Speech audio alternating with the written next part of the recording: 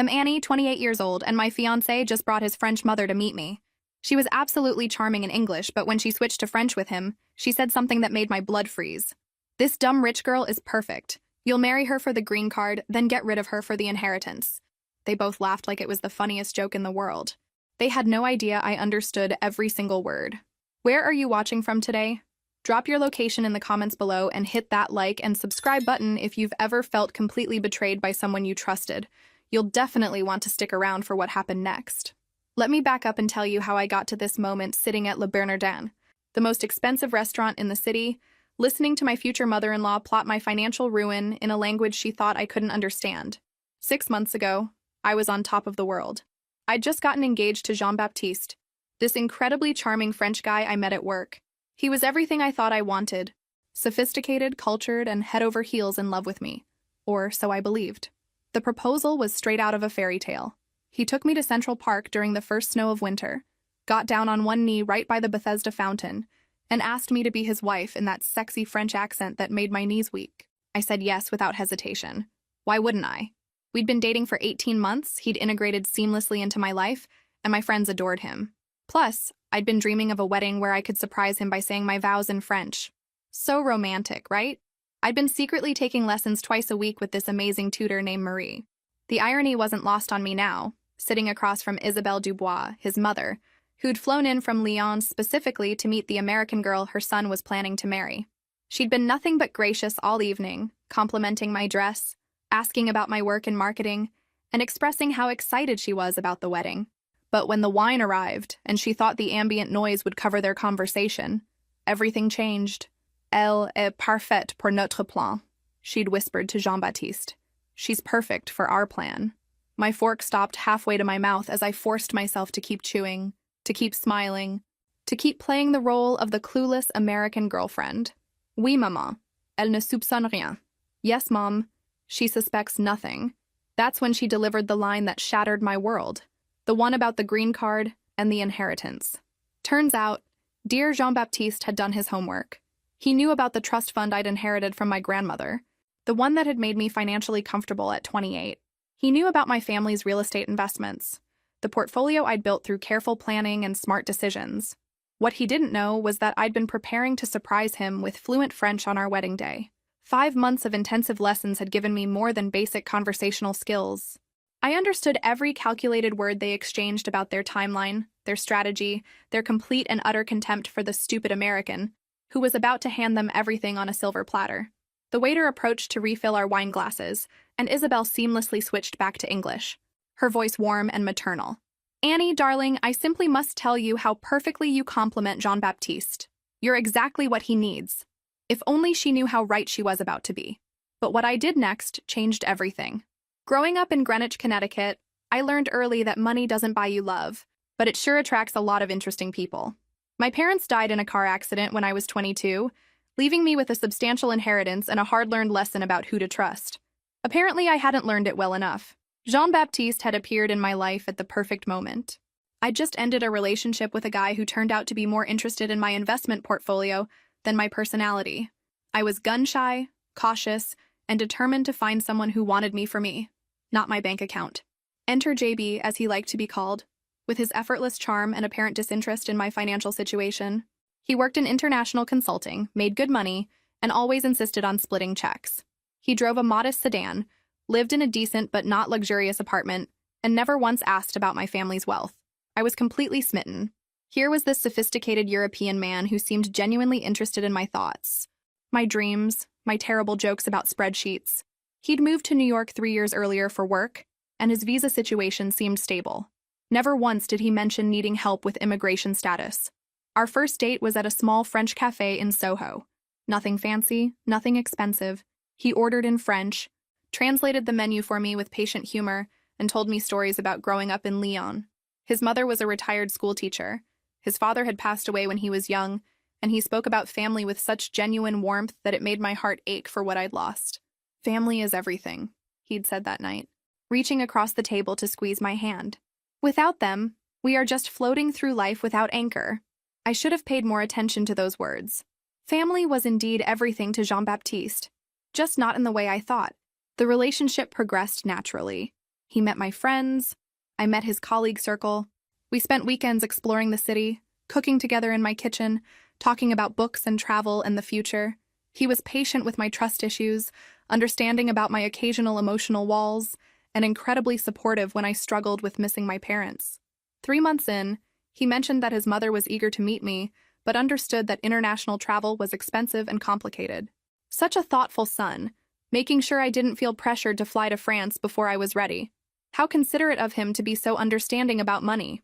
By month 6, we were talking about moving in together.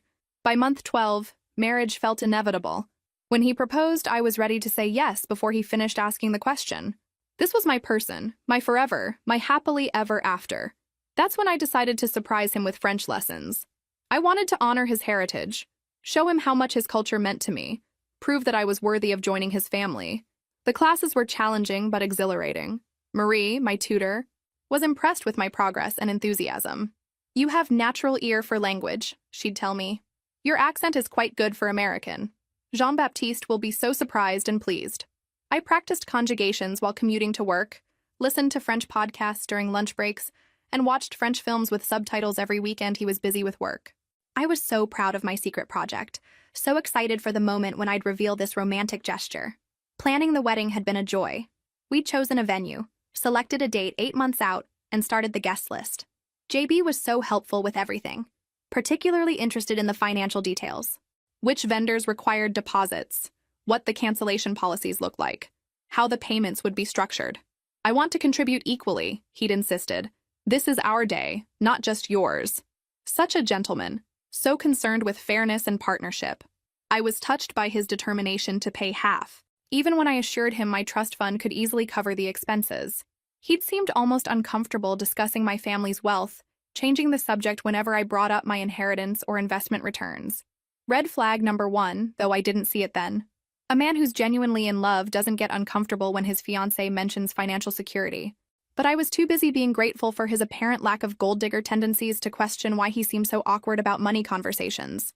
Red flag number 2 came when he started asking detailed questions about my estate planning. Did I have a will? What happened to inherited assets after marriage? How did joint property work in New York? All perfectly reasonable questions for an engaged couple, right? I was so naive, so trusting, so completely unprepared for what was coming. That was my first mistake. The engagement period flew by in a whirlwind of cake tastings, dress fittings, and vendor meetings.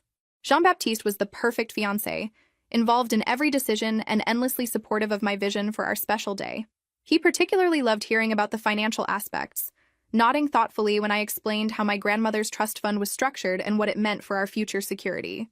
"Your grandmère sounds like a remarkable woman," he'd say, stroking my hand, "to leave such legacy for her family. You must miss her very much." I did miss grandmère terribly. She'd been my anchor after my parents died, the one who taught me about financial responsibility and the importance of protecting what previous generations had built. Her trust fund wasn't just money, it was security, independence, and the freedom to make choices based on love rather than necessity. JB seemed to understand this on a deep level.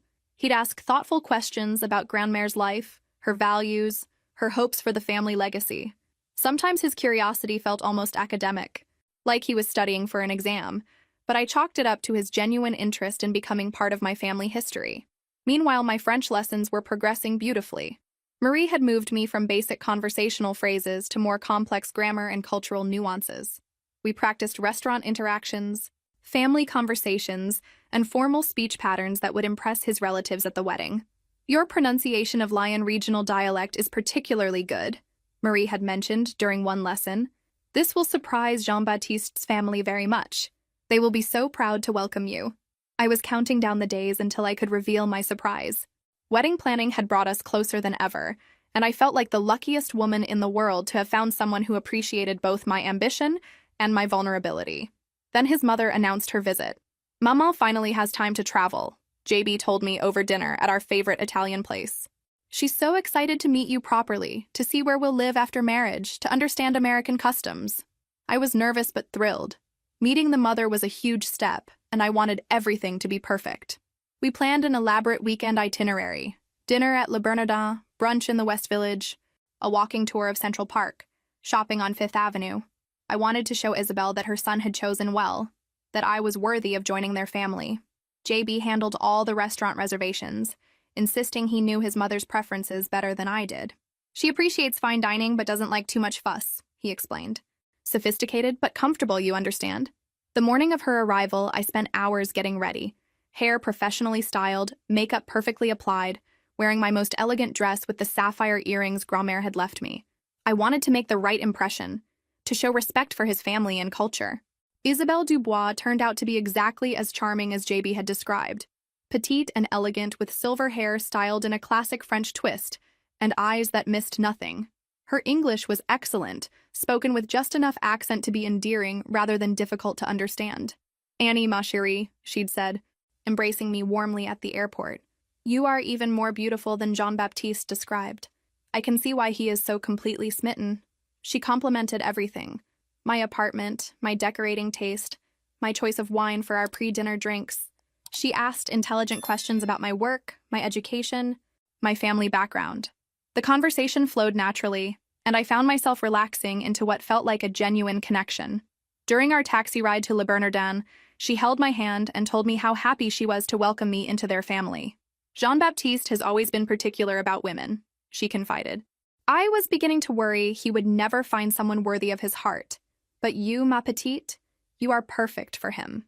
Little did I know how literally she meant those words. The restaurant was everything I'd hoped. Elegant, romantic, with soft lighting and impeccable service. We were seated at a beautiful table with a view of the kitchen, where we could watch the culinary artistry in action. The sommelier recommended a gorgeous burgundy that paired perfectly with our seafood selections. For the first hour, everything was magical. Isabelle shared stories about JB's childhood, his academic achievements, his career ambitions. She spoke about their close relationship with obvious pride and affection. I felt like I was getting a glimpse into the family I was about to join, the life we were about to build together. The French lessons felt like such a perfect surprise waiting in my back pocket. I imagined the moment when I'd reveal my linguistic progress, how delighted they'd both be to discover my dedication to honoring their heritage. I had no idea what was coming. Looking back, there were signs I should have noticed. Little inconsistencies in Jean-Baptiste's stories that I dismissed as cultural differences or simple misunderstandings. The way he seemed to know more about American inheritance laws than most foreign nationals. How he always steered conversations away from his own financial situation, while showing intense interest in mine. During those first few months of our engagement, I was so happy I missed the red flags completely. Love has a way of making you willfully blind to uncomfortable truths. Take his apartment, for example. For someone working in international consulting, it was surprisingly modest. Not run down, but definitely basic compared to what his salary should have afforded. When I asked about it, he'd shrug and say he preferred to save money for more important things. "Material possessions are not what matter," he'd tell me, running his fingers through my hair. "Love, family, experiences, these are the only true wealth." It sounded so romantic, so beautifully European in its philosophical simplicity. I admired what I thought was his lack of materialism, especially compared to my ex-boyfriend who'd been obsessed with luxury brands and status symbols. But there were other things, like how he'd grown quiet and distant after I'd casually mentioned the exact amount of my trust fund during a conversation about wedding budgets, or how he'd suddenly become very interested in accompanying me to meetings with my financial advisor, claiming he wanted to understand American investment strategies. "In France, we handle money differently," he'd explained when I questioned his sudden fascination with my portfolio. "I want to learn your systems so I can be a helpful partner." He also started asking strange questions about my family history. Not sentimental questions about my parents or grandparents as people, but specific inquiries about estate planning and inheritance structures. When did I inherit? How was the trust structured? What would happen to the assets if something happened to me? "These are important things for married couples to discuss," he'd reasoned when I expressed confusion about his line of questioning. "In France, we are very practical about financial planning." I bought it completely.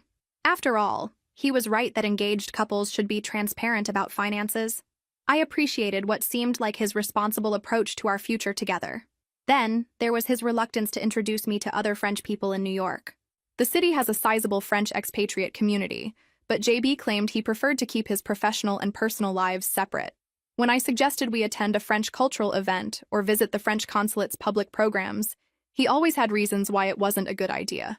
"These people are very gossipy," he'd explain. "Too much drama, too many questions. I prefer our privacy." Another thing that should have bothered me. His visa status remained mysteriously vague.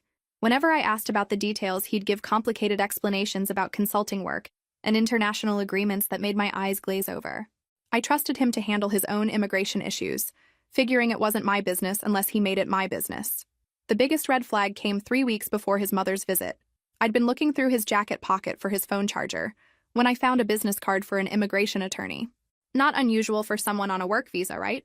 But when I asked him about it later, he seemed genuinely surprised that I'd found it. "Oh, that," he'd said, recovering quickly. "Just some questions about permanent residency options. Nothing urgent, just planning ahead." He'd kissed my forehead and changed the subject so smoothly that I let it drop. Planning ahead was responsible. I had no reason to be suspicious of a man who was clearly thinking about our long-term future together. Even Marie, my French tutor, had made an offhand comment that stuck with me. During one of our lessons, she'd mentioned that my accent was developing some interesting characteristics. "You are learning very proper French," she'd observed, "but also some colloquialisms that are quite specific to certain regions. Where did you pick these up?" When I told her they came from conversations with Jean-Baptiste, she'd looked thoughtful. "Interesting. Some of these phrases are more common in Paris than Lyon. Perhaps he spent time there for school or work." At the time, I'd just assumed JB had lived in different parts of France throughout his life. It didn't occur to me to question why his linguistic patterns didn't match his supposed hometown. All of these little inconsistencies were swimming around in the back of my mind as we sat in Le Bernardin with his mother. I was so focused on making a good impression that I pushed down any lingering doubts about the man I was planning to marry. The signs were all there. The conversation at Le Bernardin had been flowing beautifully until the moment everything changed. Isabelle had been charming, asking about my work with genuine interest and sharing delightful stories about Jean-Baptiste's childhood.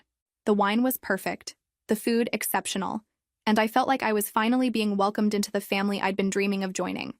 That's when their French conversation started. It began innocuously enough. The waiter had just brought our entrees, and there was a natural lull in conversation as we admired the beautiful presentations. Isabelle leaned toward JB and made what sounded like a casual comment about the food. But as their whispered exchange continued, my blood gradually turned cold. "Tu es sûre qu'elle ne comprend pas? Are you sure she doesn't understand?" "Absolument. Elle ne parle que l'anglais. Typiquement américaine." "Absolutely. She only speaks English. Typically American." I kept my expression neutral, continuing to cut my salmon as if I were completely oblivious to their conversation. 5 months of intensive French lessons had prepared me for exactly this moment, though not in the way I'd originally intended. "Le testament est-il en ordre? Is the will in order?" "Pas encore, mais ça viendra après le mariage. Elle me fait entièrement confiance." "Not yet, but that will come after the marriage. She trusts me completely." The fork trembled slightly in my hand, but I forced myself to take another bite, to nod and smile when they looked in my direction. Inside, my heart was racing and my mind was spinning, trying to process what I was hearing. "Et l'héritage de la grand-mère? And the grandmother's inheritance? Plus de 2 millions, plus les propriétés. Elle ne se doute de rien. More than 2 millions, plus the properties. She doesn't suspect anything." Isabelle's laugh was soft and musical, the same laugh that had charmed me all evening. "Mon fils intelligent, tu as bien choisi ta cible. My clever son. You chose your target well." I managed to swallow the bite of food that had turned to ash in my mouth. Target. They'd called me a target. "Combien de temps après le mariage?" How long after the marriage? 6 mois, peut-être 1 an. Il faut que ce soit crédible. Puis divorce et on récupère la moitié de tout. 6 months, maybe a year. It has to look credible. Then divorce, and we recover half of everything. Et si elle résiste? And if she resists? JB's response made my skin crawl. "Elle ne résistera pas. Elle est trop neuve, trop amoureuse. Les Américaines riches sont si faciles à manipuler. She won't resist. She's too naive, too in love. Rich American women are so easy to manipulate." The room seemed to tilt around me. Every romantic gesture, every sweet word, every moment of apparent vulnerability had been calculated manipulation. The man I'd fallen in love with didn't exist. He was a character JB had created specifically to separate me from my inheritance. "Et après le divorce?" And after the divorce? "Retour en France avec assez d'argent pour ne plus jamais travailler. Mission accomplie. Back to France with enough money to never work again. Mission accomplished." They continued talking, discussing timeline details and strategic considerations with the casual efficiency of people who'd done this before. My hands remained steady as I continued eating, nodding along when they switched back to English to include me in innocuous conversation about the restaurant's decor. But inside, I was falling apart and rebuilding myself simultaneously. The naive, trusting woman who'd walked into this restaurant was dying, replaced by someone harder, smarter, and infinitely more dangerous than Jean-Baptiste had calculated.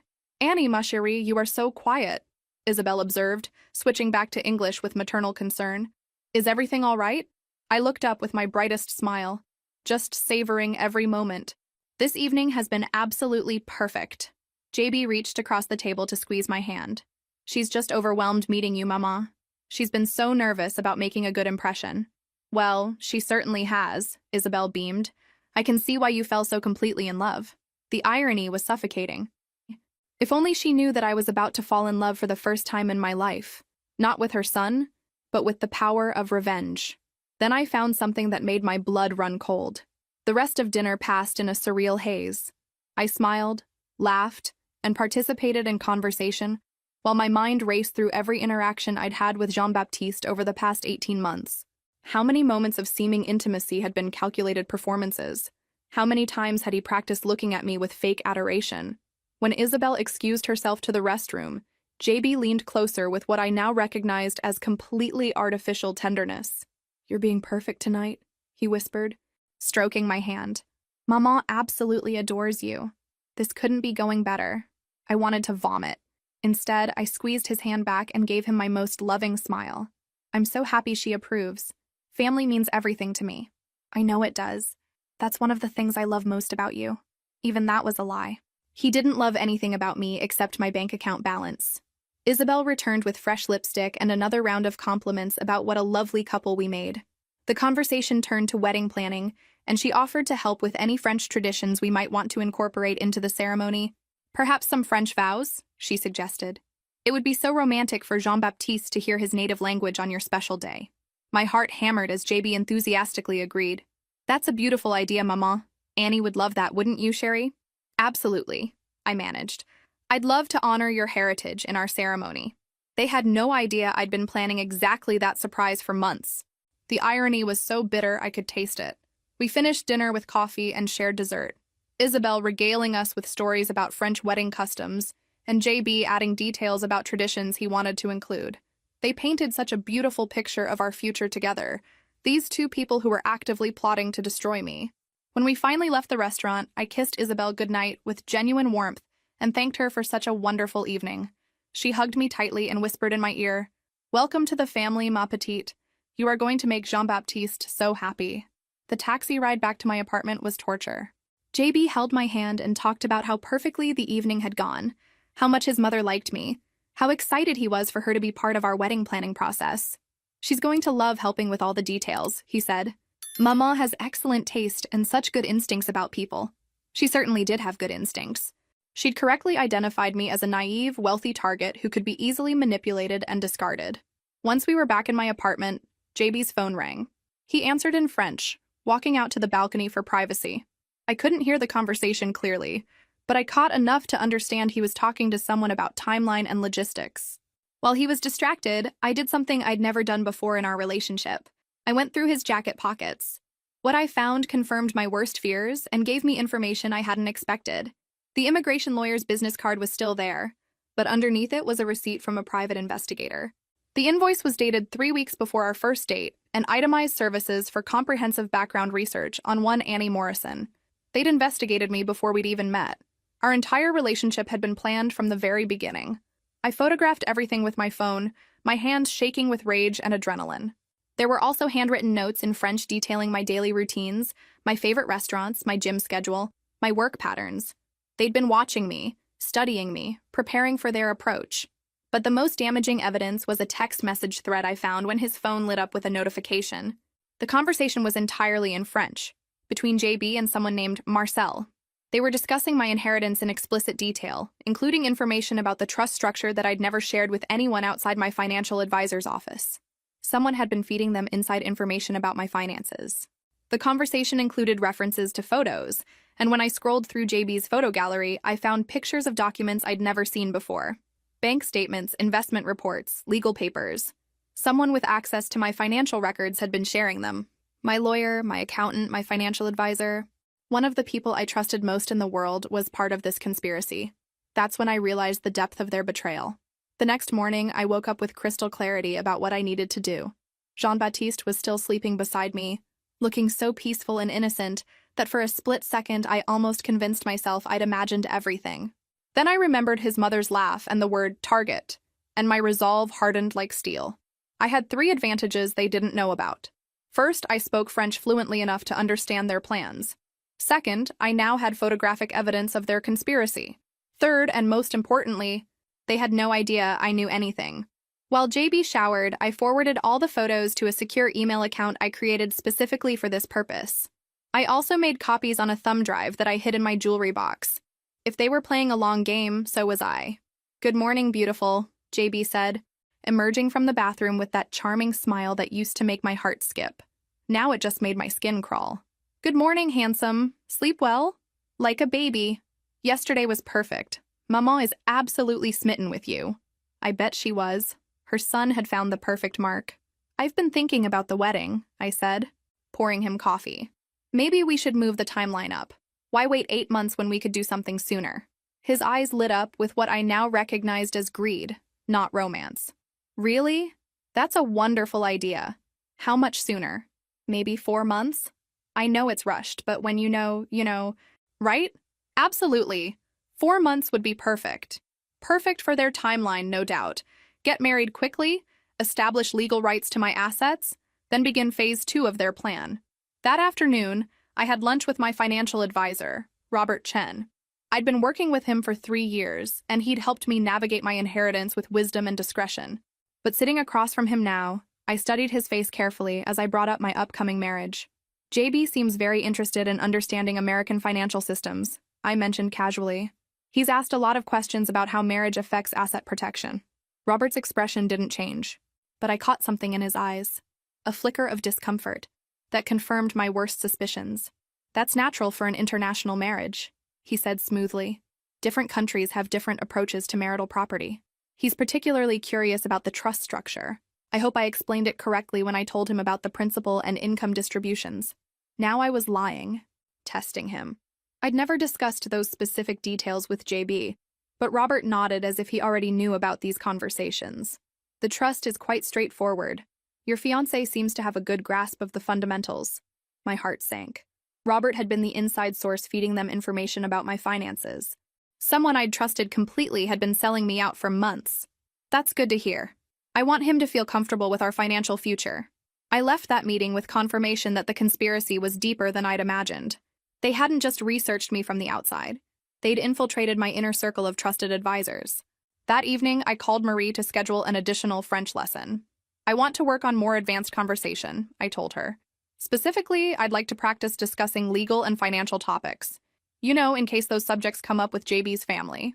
"Excellent idea. The more sophisticated your vocabulary, the more impressed they will be." If only she knew how sophisticated this was about to get. I spent the next 2 weeks in careful preparation. During the day, I maintained my normal routine, acting like the blissfully ignorant fiancé they expected me to be. I enthusiastically discussed wedding plans with JB, included Isabel in decisions via video calls, and played my role perfectly. But in my spare time, I was building a case. I hired my own private investigator, someone with no connection to my usual professional network. Within a week, I had a complete dossier on Jean-Baptiste Moreau. His real name? As it turned out, Jean-Baptiste Dubois was an identity he'd adopted specifically for this con. The real Jean-Baptiste Moreau had a history. 3 previous engagements to wealthy American women, all of which had ended in expensive divorces that left him significantly richer. He wasn't even French by birth. He was from Quebec, which explained the linguistic inconsistencies Marie had noticed. Isabel wasn't his mother. She was his partner in crime, an actress named Isabelle Tremblay, who specialized in long-term confidence schemes targeting wealthy individuals. They were professionals, and I was their latest job. But they'd made one crucial mistake. They'd underestimated me. What do you think will happen next? Drop your predictions in the comments below and hit that subscribe button if you're ready to see how this story unfolds. Armed with the truth about Jean-Baptiste's identity, I began planning my counterattack with the methodical precision of a chess master. Every move had to be calculated, every reaction anticipated. They thought they were playing a naive American girl, but they were about to discover they'd chosen the wrong target. First, I needed to protect my assets without alerting them to my knowledge of their plan. I scheduled a meeting with a new financial advisor, someone Robert Chen had never heard of. Under the guise of getting a second opinion for wedding planning, I quietly began restructuring my accounts to limit any potential damage from a future divorce. I want to ensure my grandmother's legacy is protected, I told my new advisor, Sarah Martinez. My fiancé is wonderful, but my grandmother always taught me to be cautious with family wealth. Sarah helped me establish additional trusts and protections that would be nearly impossible for JB to access, even after marriage.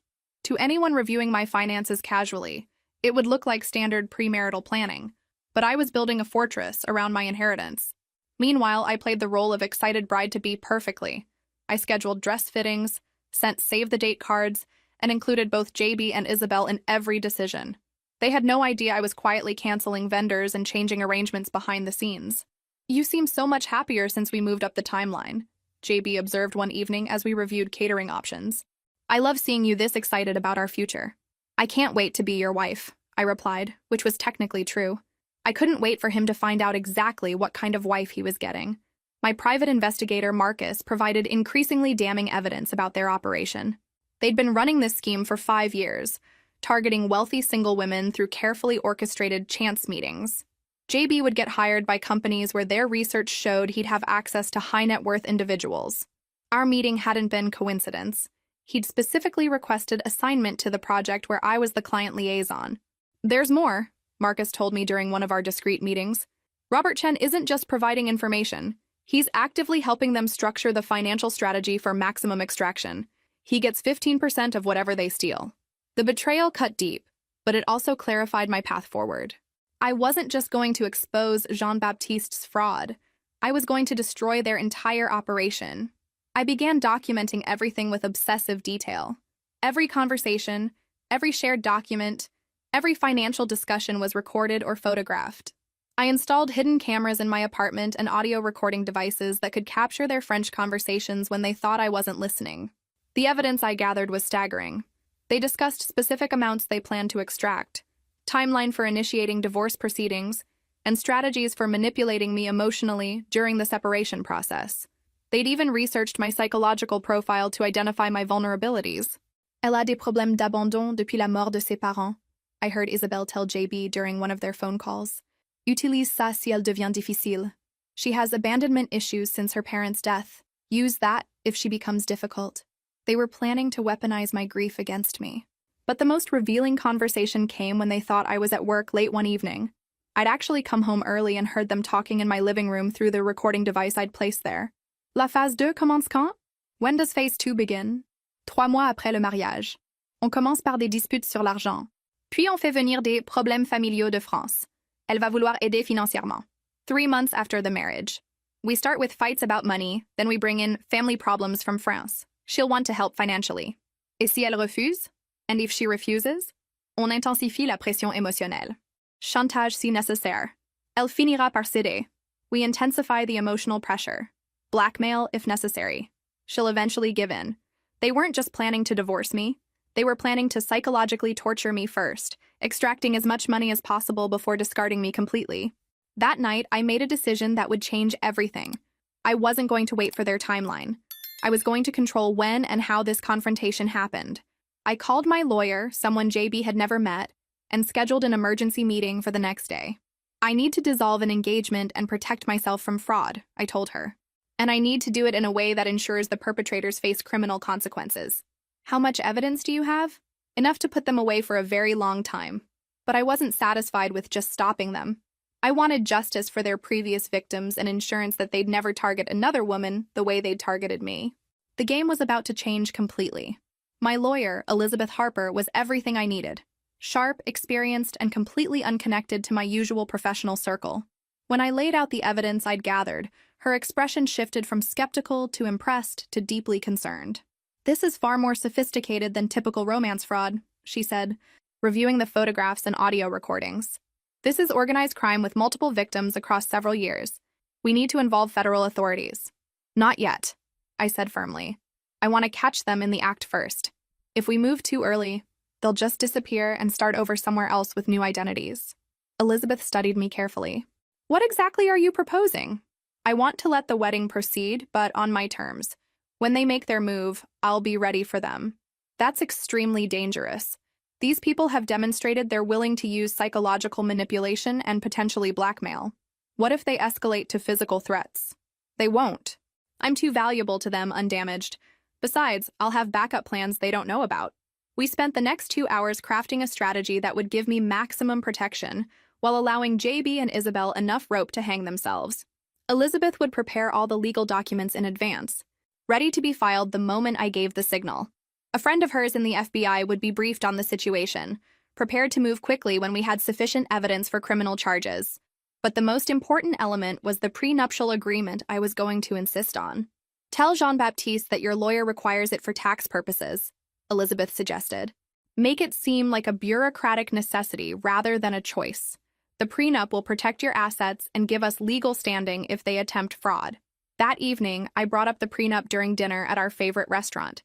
JB's reaction was everything I'd expected. A prenuptial agreement? He looked genuinely confused. But Sherry, we trust each other completely.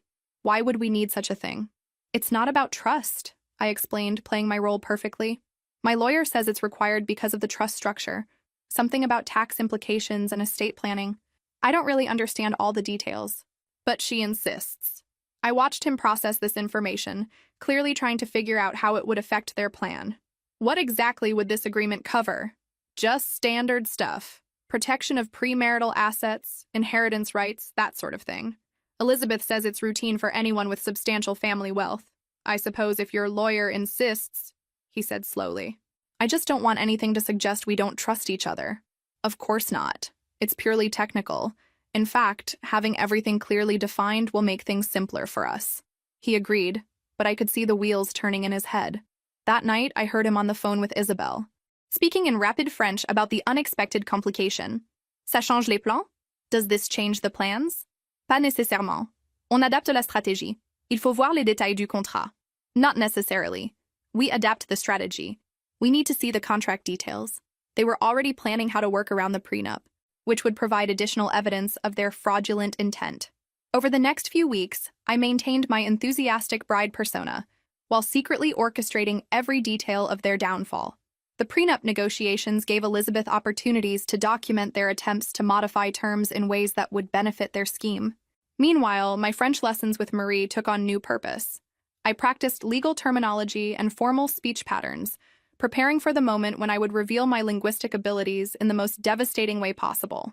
Your pronunciation has become quite sophisticated, Marie observed during one lesson. You sound almost native in some phrases. Jean-Baptiste will be amazed. He certainly would be. I also began subtly testing JB's reactions to various scenarios, gauging how he'd respond when his plan eventually unraveled. During casual conversations, I'd mention hypothetical situations about trust and betrayal, watching his facial expressions and body language. I was reading this article about romance scams, I mentioned one evening while we were watching TV. It's terrifying how convincing these con artists can be. Some women never see it coming. Those poor women must feel so foolish afterward, he replied, his tone perfectly sympathetic. To discover that someone you trusted completely was lying to you about everything, it must be devastating. The irony was so thick I could barely breathe, but I just nodded and snuggled closer to him, playing the trusting fiancé he expected me to be. I'm so lucky I found someone genuine, I said. Someone who loves me for who I am, not what I have. Of course, ma chérie. Love is the only thing that matters. 3 weeks before our wedding date, I received the final piece of evidence I needed. Marcus, my private investigator, provided documentation of Robert Chen's involvement, including bank records showing payments from Isabel's accounts. There's something else, Marcus told me. Chen has been setting up accounts in preparation for transferring your assets after the marriage. The infrastructure is already in place. That's when I knew it was time to spring my trap. The final phase of my plan required perfect timing and nerves of steel. I had to let Jean-Baptiste and Isabel believe they were in complete control while actually orchestrating every aspect of their exposure. 3 weeks before our scheduled wedding, I put the final pieces in motion. First, I arranged for my real wedding to be a much smaller affair than they expected. While they prepared for the elaborate celebration we'd been planning, I secretly moved the ceremony to a courthouse with only Elizabeth Harper and 2 witnesses present. The marriage they thought would give them access to my fortune would actually be legally meaningless. Are you sure about this strategy? Elizabeth asked during our final planning meeting. Once you're legally married to him, even with the prenup, you're taking significant risks. That's exactly why we're not going to be legally married, I smiled. The ceremony they're expecting will be purely theatrical. By then, we'll have all the evidence we need for criminal charges. The beauty of my plan was its simplicity. I was going to give them exactly what they wanted. A trusting, naive bride who walked straight into their trap. Except the trap would be mine. I scheduled a final dinner with Isabel, ostensibly to go over last-minute wedding details. She arrived at my apartment radiating maternal warmth and excitement about welcoming me into the family. "Ma chérie, you look absolutely radiant," she said, embracing me warmly. "The happiness of young love is so beautiful to see." "I'm so grateful for your support," I replied. "Having you here makes everything feel more special." We settled in my living room with wine and cheese, while my hidden recording devices captured every word of our conversation. Isabel was masterful in her performance, discussing flower arrangements and music choices with genuine enthusiasm. Then she moved to the topics I'd been waiting for. "Jean-Baptiste mentioned you've been having some concerns about financial planning," she said, her tone carefully concerned. "These things can be overwhelming for young people." "A little," I admitted. "My lawyer insisted on this prenuptial agreement, and it's made everything seem so complicated." "Prenups are wise for people with family wealth," Isabel nodded. "But they shouldn't create barriers between spouses. True partners share everything, don't you think?" "That's what I believe, too. JB and I don't have any secrets from each other." Her eyes lit up at this opening. "Speaking of sharing, Jean-Baptiste mentioned you have some family investments that might benefit from European diversification. I have some experience with international finance from my years in banking." This was new information. She'd never mentioned a banking background before. "Really? What kind of banking?" "Private wealth management, primarily for American clients seeking offshore opportunities. The tax advantages can be substantial if structured properly." She was setting up their post-marriage extraction strategy, offering to help me move money offshore where it would be easier for them to steal. "That sounds complicated," I said, playing confused. "Would JB be involved in those decisions?" "Naturally. As your husband, he'd need to be signatory on any international accounts. It's standard practice for married couples." There it was, the confession I needed, captured in high-definition audio. Our conversation continued for another hour, with Isabel gradually introducing more elements of their financial plan. She suggested specific banks, mentioned timelines for transfers, and even provided names of contacts who could facilitate the transactions. By the time she left that evening, I had everything I needed to prove their criminal conspiracy. The next day, JB surprised me with a romantic dinner out, just the two of us. He seemed unusually affectionate, almost nostalgic. "I want you to know how much these past months have meant to me," he said, reaching across the table to hold my hand. "Meeting you changed my life in ways I never expected." "Mine too," I replied, which was absolutely true, just not in the way he thought. "After we're married, I want us to be completely open with each other about everything. No secrets, no barriers." "I'd like that too." "Good. Because there might be some changes coming that will require us to make some financial decisions together. Investment opportunities that could secure our future." He was preparing me for their post-marriage phase, just as Isabel had been. They were so confident in their plan that they were already discussing the money extraction openly. "What kind of opportunities?" "International investments. Portfolio diversification, the kind of strategies wealthy families use to protect and grow their assets across generations." The same script Isabel had used, almost word for word. "That sounds wonderful. I trust your judgment completely." JB's smile was radiant with triumph. He thought he'd successfully groomed me for financial manipulation. After dinner, he suggested we take a walk through Central Park, the same place where he'd proposed. As we stood by the Bethesda fountain under the moonlight, he pulled me close and kissed me with what felt like genuine emotion. For a moment, I wondered if any part of his feelings had been real. Then I remembered the word target and steeled myself for what was coming. "1 week until we're married," he whispered against my hair. "I can't wait to start our real life together." Neither could I. The morning of our scheduled wedding, I woke up with the calm confidence of someone who held all the cards. Jean-Baptiste was already up, pacing nervously around my apartment in his tuxedo. "You seem anxious," I observed, enjoying my coffee while watching him fidget.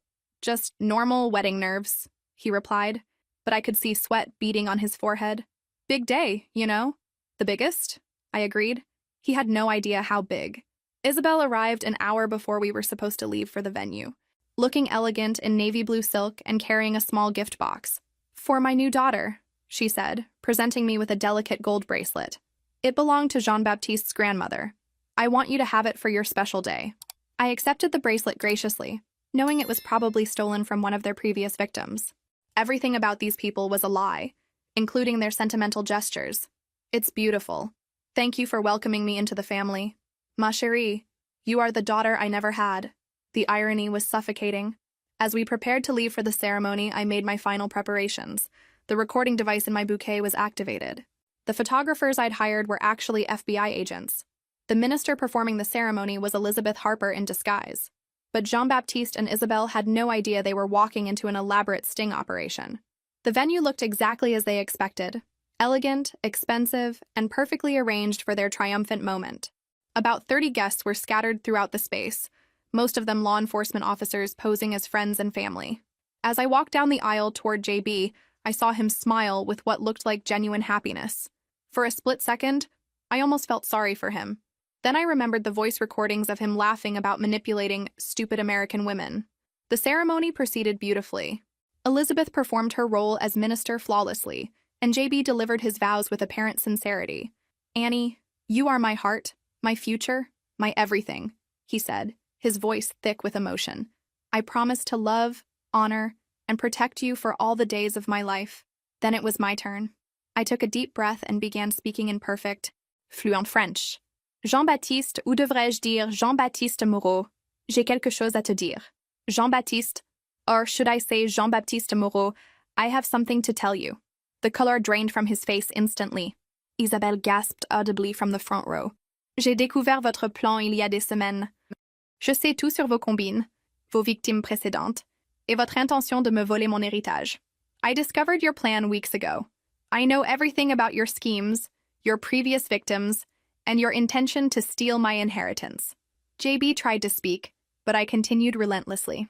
"J'ai enregistré toutes vos conversations.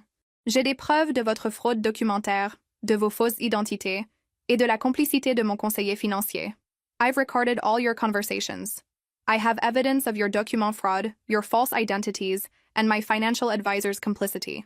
Isabelle started to stand up, but found her way blocked by two very large men in suits. "Cette cérémonie n'est pas légale," I continued, "et vous êtes tous les deux en état d'arrestation pour fraude, conspiration, et extorsion. This ceremony isn't legal, and you're both under arrest for fraud, conspiracy, and extortion." That's when the FBI agents revealed themselves, and the elegant wedding reception became a crime scene. JB finally found his voice. "Annie, please, let me explain." I cut him off with a smile that felt like justice incarnate. "Oh, darling," I said, switching back to English for the benefit of our audience. "I think you've explained quite enough. In fact, you've explained everything beautifully." The recording equipment picked up every word. The FBI agents moved in, reading them their rights while confused wedding guests whispered among themselves. Isabelle shot me a look of pure venom as the handcuffs clicked into place. "You little—" "Careful," I interrupted. "Everything you say now can and will be used against you in court. Though honestly, we already have more than enough evidence to put you both away for a very long time." As they were led away, JB turned back to me one last time. "How long have you known?" I straightened my shoulders and lifted my chin, feeling more powerful than I ever had in my life. "Since the moment your mother called me a target in French at Le Bernardin. You should have done your research more carefully. I've been taking French lessons for 5 months. His face crumpled in defeat as the full scope of his miscalculation hit him. "Bon voyage, Jean-Baptiste. I bet immigration will be very interested to meet you." 6 months later, I sat in a federal courthouse watching Jean-Baptiste Moreau and Isabelle Tremblay receive their sentences. 15 years for him, 12 for her, plus restitution to their previous victims totaling over $3 million. Robert Chen had flipped early in the investigation, providing evidence about other financial advisors involved in similar schemes in exchange for a reduced sentence. His cooperation helped the FBI identify and arrest an entire network of romance fraud specialists targeting wealthy women across the country. "How does it feel?" Elizabeth Harper asked as we left the courthouse together. "Like justice," I replied, though honestly, I'm more proud of what we accomplished for their other victims. The investigation had identified 7 other women who'd been defrauded by JB and Isabelle over the past 5 years.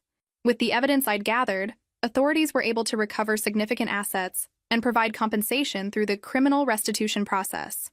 3 of those women had reached out to me personally, expressing gratitude for finally getting validation and closure. One of them, Margaret, had been so devastated by the experience that she'd become reclusive and mistrustful of everyone. Learning that she wasn't the only victim and that her instincts about something being wrong had been correct helped her begin healing. "I thought I was going crazy," she told me during one of our coffee meetings. "Everyone kept telling me I was being paranoid, that I should be grateful someone loved me. But you proved that our instincts were right." That conversation meant more to me than any personal satisfaction from seeing JB and Isabel imprisoned. My life had changed completely in the months since the fake wedding. I'd left my marketing job and started a nonprofit organization focused on educating people about romance fraud and providing support for victims. The work was challenging but deeply fulfilling in ways my corporate career had never been. I'd also begun speaking at financial advisor conferences about the warning signs of client manipulation and the importance of ethical oversight. The scandal involving Robert Chen had prompted industry-wide discussions about protecting vulnerable clients from internal threats. "You've become something of a legend," Sarah Martinez, my new financial advisor, had told me. "I've heard your story referenced in compliance training across the industry." Personally, I was still rebuilding my ability to trust people. The betrayal by Robert Chen, someone I'd considered almost family, had been as devastating as JB's deception. But therapy was helping me understand the difference between healthy caution and paranoid isolation. I'd started dating again, slowly and carefully. Nothing serious yet, but I was learning to enjoy companionship without immediately wondering about ulterior motives. The experience with JB had made me wiser about red flags, but it hadn't destroyed my capacity for hope. Marie, my French tutor, had become a close friend. When I told her the full story of how her lessons had saved me from fraud, she'd been shocked and proud. "Your dedication to learning was remarkable," she'd said. "But your courage in using that knowledge to protect yourself and others, that was extraordinary." The media attention from the case had been intense, but ultimately positive. Several journalists had written thoughtful pieces about the sophistication of modern romance fraud and the importance of financial literacy for protection. My story had prompted legislative discussions about stronger penalties for organized fraud schemes. But the most meaningful outcome was personal transformation. The naive, trusting woman who'd walked into Le Bernardin that night was gone, replaced by someone stronger, smarter, and more purposeful. Standing in my apartment now, looking out at the city skyline, I reflected on how completely my life had changed. The view was the same, but everything else was different. I was different. My phone buzzed with a text from Margaret, one of JB's previous victims who'd become a close friend. "Dinner tomorrow to celebrate the sentencing? My treat this time." I smiled and typed back, "Absolutely. And this time, I'll pick the restaurant." Some people might think revenge is a dish best served cold, but I'd learned it's actually best served with justice, healing for all victims, and the satisfaction of knowing you've prevented future harm. The girl who'd fallen for a French accent and romantic gestures was gone. In her place was a woman who understood that real love doesn't require you to be naive, that trust should be earned gradually, and that the most attractive quality in a partner isn't charm, it's integrity. I'd learned to listen not just to what people say, but to what they reveal when they think no one is paying attention. I'd discovered that sometimes the greatest gift you can give yourself is the willingness to walk away from anything that doesn't honor your worth. Most importantly, I'd learned that being deceived doesn't make you weak or foolish. It makes you human. What matters is how you respond when you discover the truth. If this story resonated with you, make sure to like and subscribe for more real-life stories of overcoming betrayal and finding strength. And remember, trust your instincts, protect your assets, and never be afraid to verify what people tell you about themselves. Your intuition is often right, even when everyone else tells you you're being paranoid. Sometimes the most romantic thing you can do is hire a private investigator,